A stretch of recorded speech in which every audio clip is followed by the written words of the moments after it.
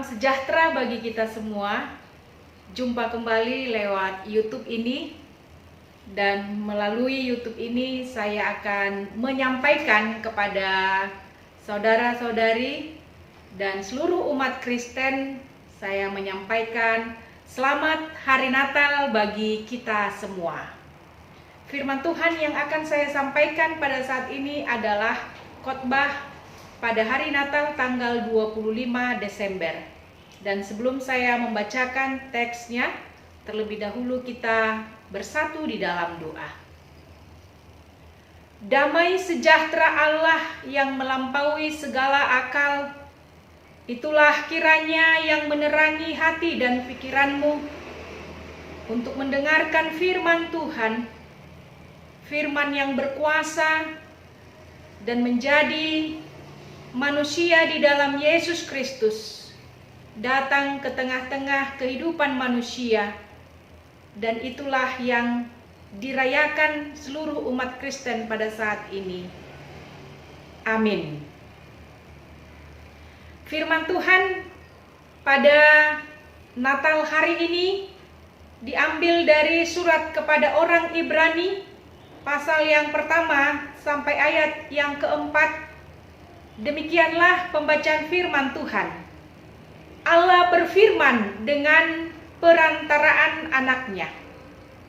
Setelah pada zaman dahulu Allah berulang kali dan dalam pelbagai cara berbicara kepada nenek moyang kita dengan perantaraan nabi-nabi, maka pada zaman akhir ini Ia telah berbicara kepada kita dengan perantaraan anaknya yang telah Ia tetapkan sebagai yang berhak menerima segala yang ada.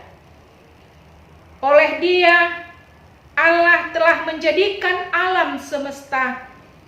Ia adalah cahaya kemuliaan Allah dan gambar wujud Allah, dan menopang segala yang ada dengan firman-Nya yang penuh kekuasaan. Dan setelah Ia selesai mengadakan penyucian dosa, Ia duduk di sebelah kanan yang maha besar, di tempat yang tinggi, jauh lebih tinggi daripada malaikat-malaikat, sama seperti nama yang dikaruniakan kepadanya, jauh lebih indah daripada nama mereka. Demikianlah pembacaan firman Tuhan.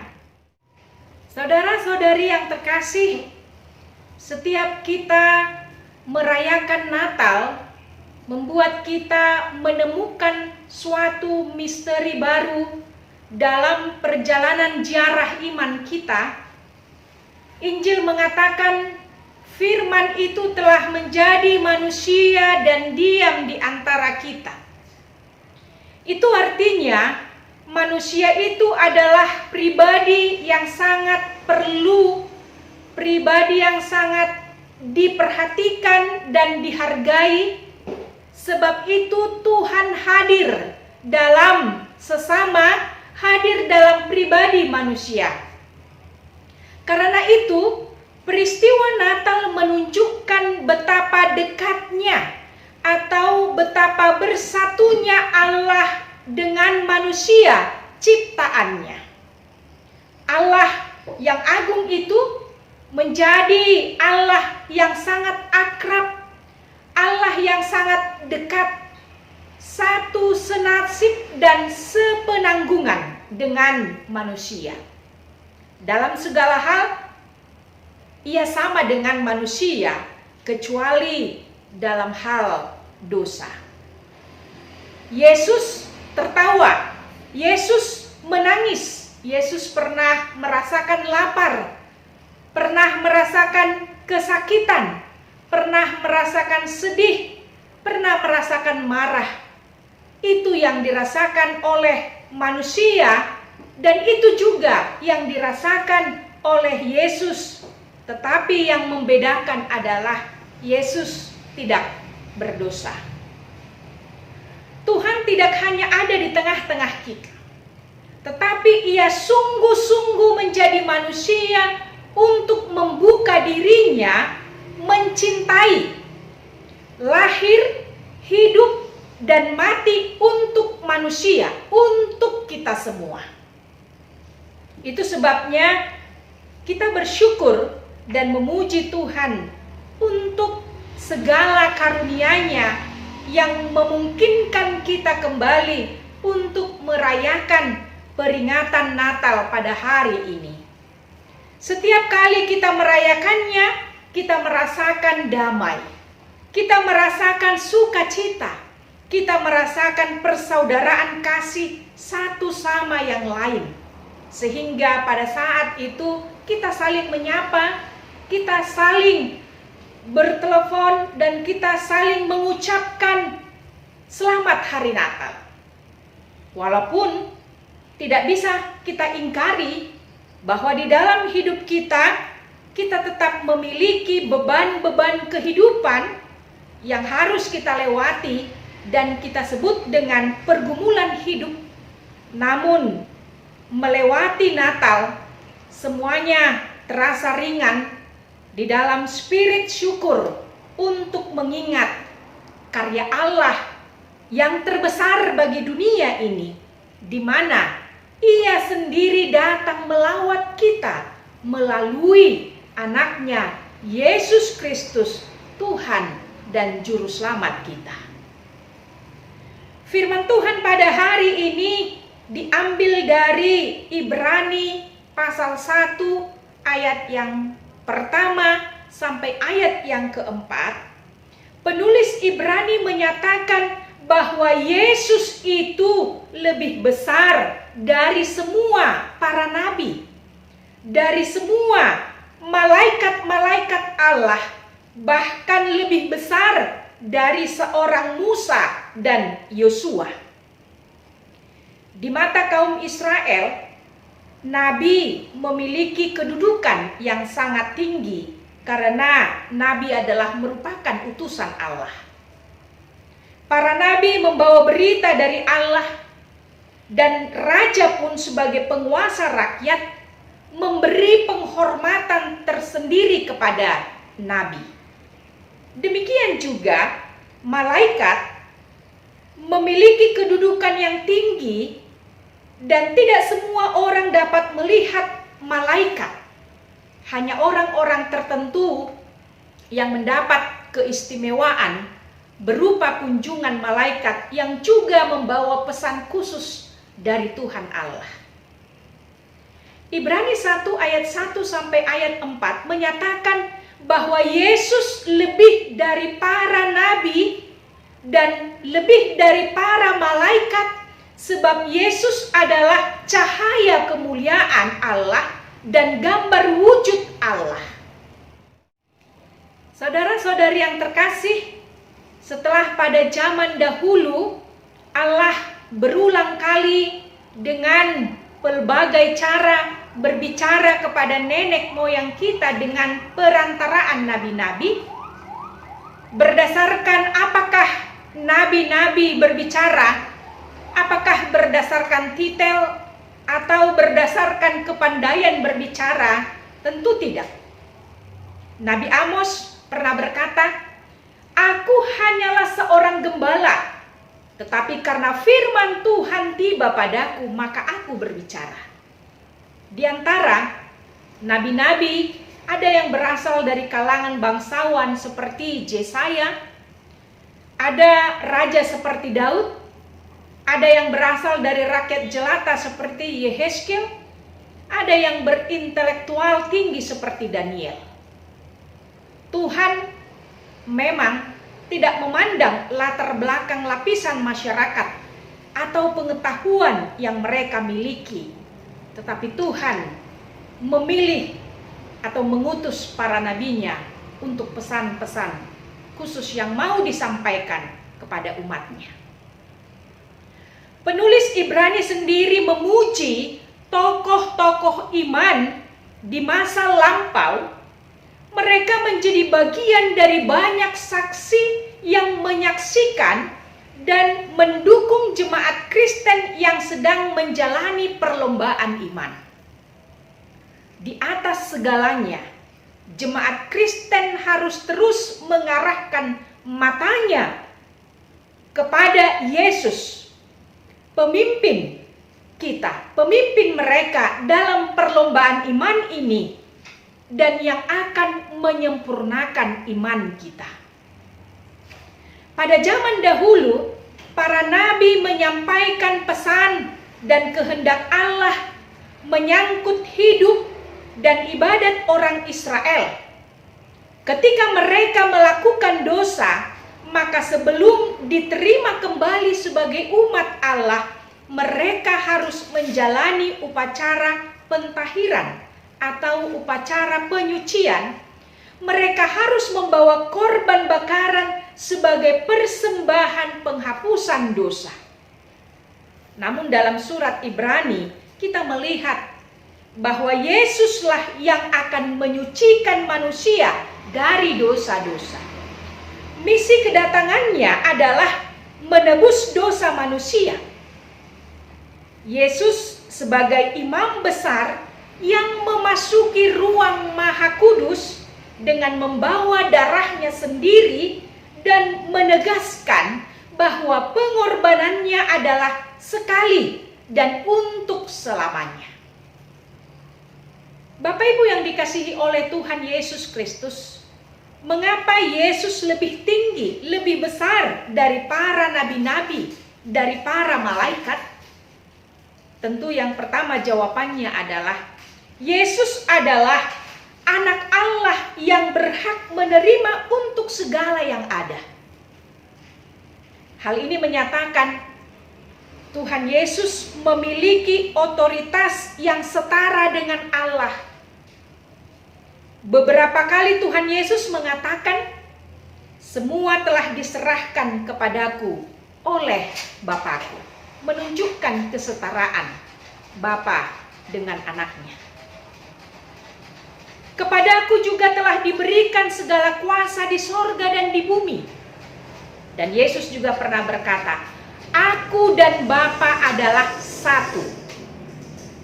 Dan yang kedua adalah Yesus Kristus adalah cahaya kemuliaan dan gambar wujud Allah. Yesus adalah perwujudan dari Allah yang tidak kelihatan. Tuhan Yesus menegaskan bahwa barang siapa telah melihat aku, ia telah melihat Bapa. Yesus juga memiliki kuasa yang besar, yang setara dengan Allah Bapa. Ia menopang segala yang ada dengan firman-Nya yang penuh dengan kekuasaan. Dan yang ketiga, ia melakukan penyucian dosa dan duduk di sebelah kanan Bapa. Misi kedatangannya tentu menebus manusia dari dosa. Itu sebabnya penulis Ibrani dalam teks ini mengatakan bahwa Yesus adalah lebih besar, lebih tinggi dari para nabi-nabi, dari para malaikat. Bahkan para malaikat pun menyembah Tuhan Yesus Kristus. Konon menurut legenda Yahudi, ketika Allah bermaksud menciptakan manusia, para malaikat memberikan pandangan masing-masing. Malaikat keadilan berkata, "Jangan ciptakan manusia, karena mereka akan bertindak jahat kepada sesamanya, menindas satu sama lain. Jangan ciptakan manusia itu, Tuhan."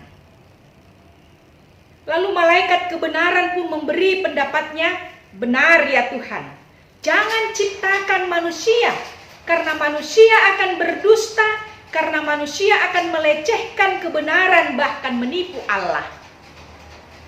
Lalu malaikat kekudusan mendukung pendapat kedua rekannya dengan berkata, "Benar, mereka pasti akan hidup sesat dan menghina kesucian-Mu ya Tuhan. Jangan ciptakan manusia." Tetapi malaikat cinta kasih berkata, "Ya Tuhan, ciptakanlah manusia, karena ketika mereka melakukan dosa, ketika mereka berdosa, Aku akan datang pada mereka dan menawarkan cinta kasih-Mu agar mereka berbalik kepadamu. Maka lihatlah, sejak dunia tercipta dan manusia diciptakan, sejarah kehidupan manusia selalu dipenuhi cinta kasih Allah. Hal ini yang kita lihat dalam khotbah di Natal hari ini, cinta kasih yang mendorong Allah untuk mengutus para nabi-nabi zaman dahulu untuk menyampaikan pesan dan kehendak Allah kepada umat manusia. Bahkan saat mengutus Yesus Kristus ke dunia juga didorong karena cinta kasih Allah yang besar agar manusia tidak binasa tetapi memperoleh kehidupan yang kekal. Hal ini menegaskan bahwa Yesus bukan sekedar utusan Allah, bukan sekedar anak Allah atau wakil Allah seperti yang dipahami oleh kelompok-kelompok tertentu, tetapi Yesus Kristus adalah Allah yang turun ke dunia, yang ada di antara manusia untuk menyelamatkan manusia berdosa dengan jalan mengorbankan dirinya sendiri. Saudara-saudari yang terkasih, maka melalui renungan di Natal ini ada 4 pesan yang mau disampaikan kepada kita. Yang pertama, dengarkanlah berita yang menyelamatkan ini. Berita tentang Allah di dalam Yesus Kristus yang datang untuk menyelamatkan. Sudahkah kita menyediakan ruang hati kita untuk menerima kasih Allah yang menyelamatkan itu?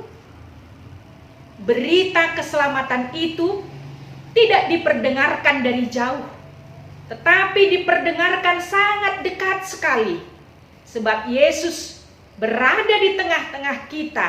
Ia menerobos pekatnya dosa dan memasuki hidup kita untuk menyucikan dosa-dosa kita. Yang kedua, firman-Nya yang penuh kekuasaan akan memampukan kita kembali ke jalan-jalan kehidupan kita yang tentu banyak tantangan dan kesulitan. Tentu kita ingat di akhir bulan Maret, virus corona masuk ke negara kita mengguncang seluruh tatanan hidup kita. Baik itu di bidang ekonomi, sosial, budaya, pendidikan, dan lain sebagainya. Semua kita diliputi rasa ketakutan yang mencekam, dan situasi kita juga masih diliputi ketidakpastian.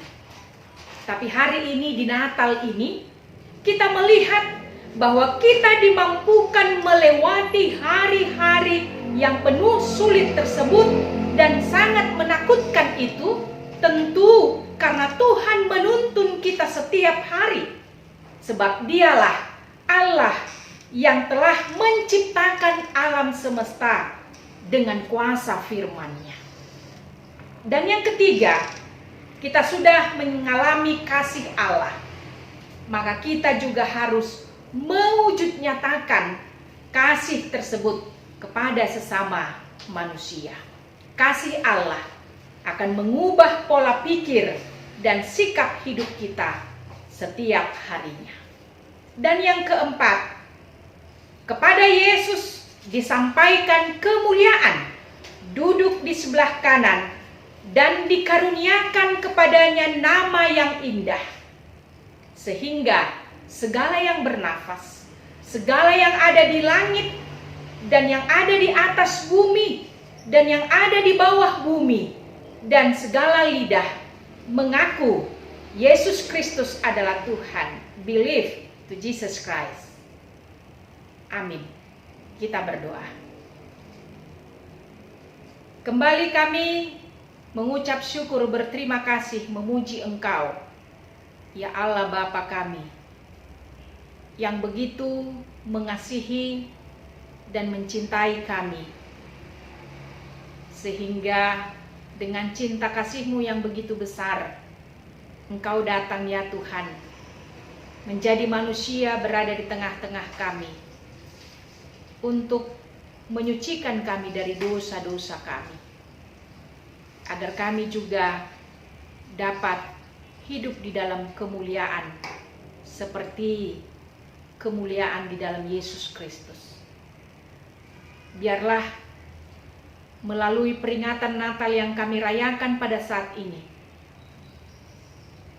kami dapat semakin dapat mengingat betapa besar kasih-Mu dan yang akan kami wujud nyatakan kasih Allah tersebut di dalam kehidupan kami kepada sesama kami manusia, sehingga cinta kasih Allah mengubah pola hidup dan sikap kami di dalam kehidupan kami setiap hari. Terpujilah Engkau ya Tuhan Yesus Kristus di dalam kehidupan kami hari lepas hari. Kami berdoa dan mengucap syukur kepadamu.